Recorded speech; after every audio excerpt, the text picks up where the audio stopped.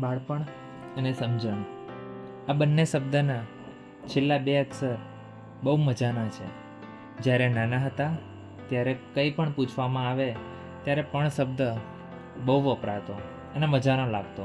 કોઈ ચોકલેટ કે વસ્તુ આપે ત્યારે મને પણ આપો, મારા ભાઈને પણ આપો, મારી બહેનને પણ આપો, મારા મમ્મીને પણ આપો, મારા પપ્પાને પણ આપો.